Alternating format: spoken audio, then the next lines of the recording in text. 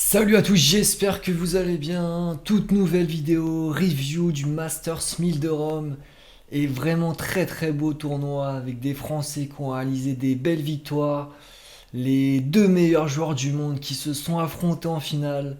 On analyse tout ça dans cette vidéo et dans la première partie, l'analyse de la finale.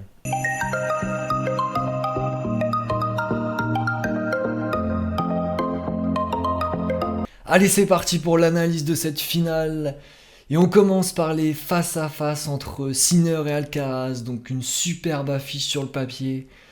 7 victoires à 5 pour l'Espagnol et 2 victoires à 1 sur terre battue, donc léger avantage pour Alcaraz. Mais voilà, ça voulait vraiment pas dire grand-chose. Je voyais légèrement Alcaraz favori avant cette finale. Pour moi, meilleur sur terre battue et surtout, il a pas eu l'absence qu'a eu Sinner de 3 mois. Donc il avait beaucoup plus de tennis dans les jambes. On va voir ce qui s'est passé tout de suite dans la deuxième partie. Et donc le résultat de cette finale, Alcaraz vainqueur 7-6-6-1 en 1h43. Et cette finale s'est jouée dans le premier set. Premier set extrêmement accroché qui a duré 1h15 où l'Espagnol l'a remporté au tie-break 7 points à 5. Mais vraiment premier set déterminant dans l'issue du match. Alcaraz beaucoup plus costaud lors de ce jeu décisif, plus constant, plus régulier. Sinner a fait pas mal de fautes directes, notamment sur son coup droit. J'ai trouvé l'Espagnol vraiment très solide sur son service. Et en termes de statistiques, ça se vérifie. Avec 18 coups gagnants pour Alcaraz, seulement 7 pour Sinner sur l'ensemble du match. Au niveau des fautes directes, c'est quasiment équivalent. L'Espagnol a très très bien servi sur ce match. Et pour moi, il mérite largement cette victoire. C'est tout pour l'analyse de cette finale. On passe tout de suite au meilleur match dans ce tournoi.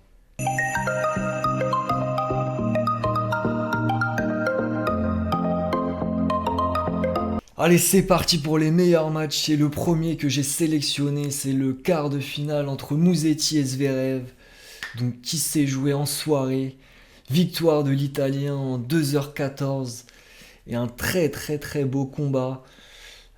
L'Allemand qui a laissé passer sa chance à 6-5 dans le premier set. Où il menait 6-5, 40-0 sur son service.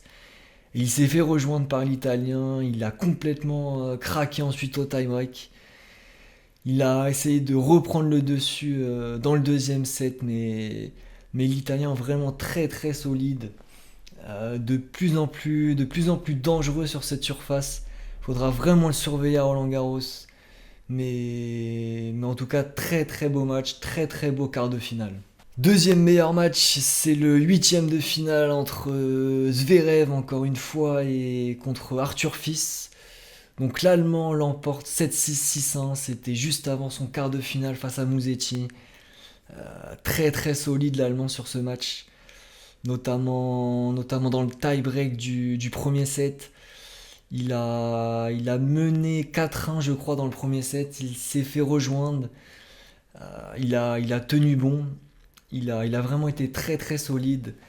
Et à l'image de la finale entre Sinner et Alcaraz, le tie-break du premier set était déterminant. Fisk a complètement lâché dans le deuxième. Et c'est plutôt dommage qu'il lâche comme ça dans le deuxième set parce qu'il était vraiment au contact de l'Allemand. Très très gros niveau de jeu entre les deux joueurs. Et pour moi, il aurait dû pousser l'Allemand dans ses retranchements.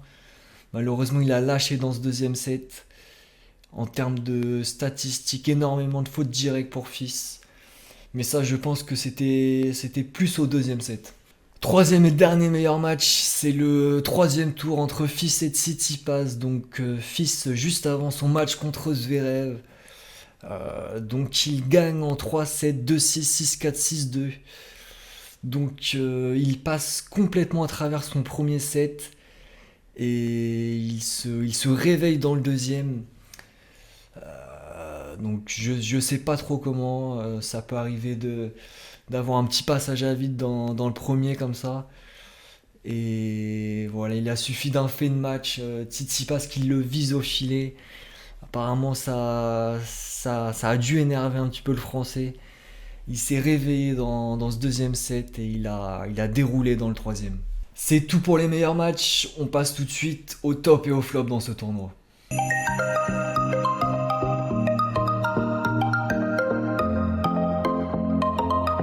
Allez, on commence par les flops et j'ai sélectionné en premier l'Allemand Zverev, donc tenant du titre ici à Rome, et éliminé dès les quarts de finale par Musetti.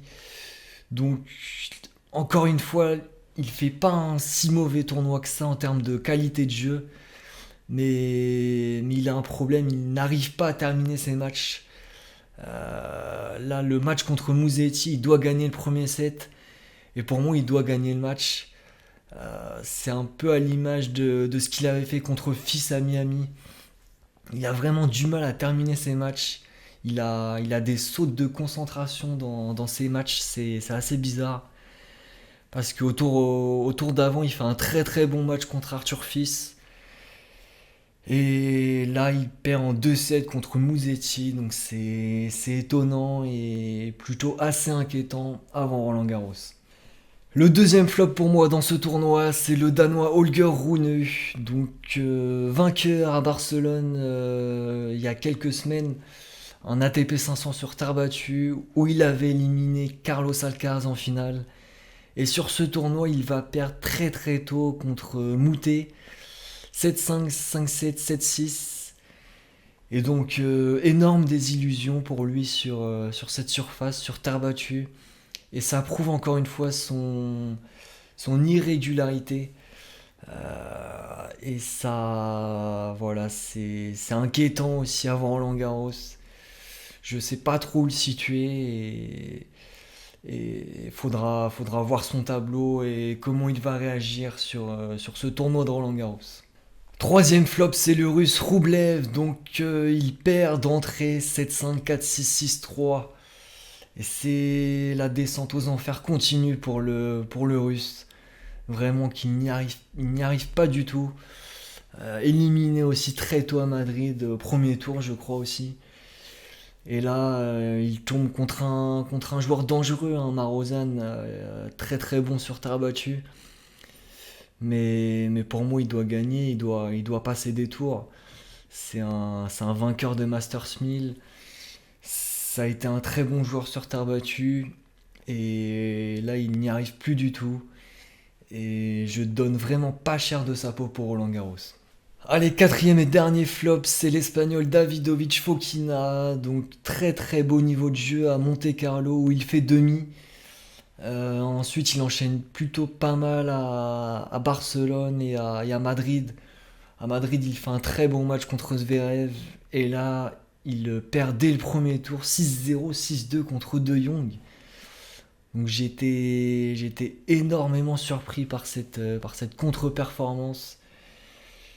Et pour moi, s'il veut faire partie des meilleurs et gagner les plus gros tournois, il doit vraiment corriger ses passages à vide dans les tournois comme ça. 6-0, 6-2 face à De Jong, c'est assez impressionnant. Donc flop logiquement pour moi dans ce tournoi.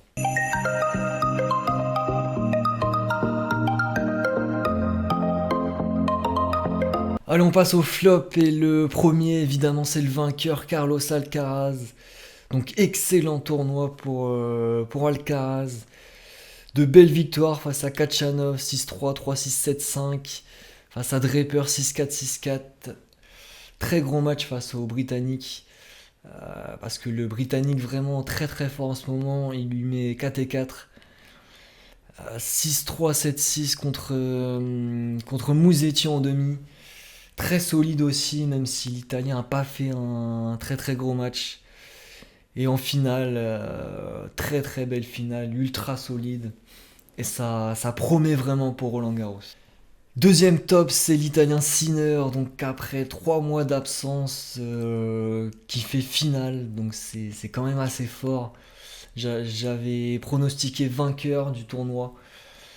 Mais malheureusement, il tombe sur un très très bon Alcaraz en finale. Mais quand même, il bat des bons petits joueurs de terre battue. Cerundolo, 7-6, 6-3. Casper Ruud, il l'atomise 6-0, 6-1. Donc Casper Ruud qui a vraiment du mal face au gros. Ça devient problématique.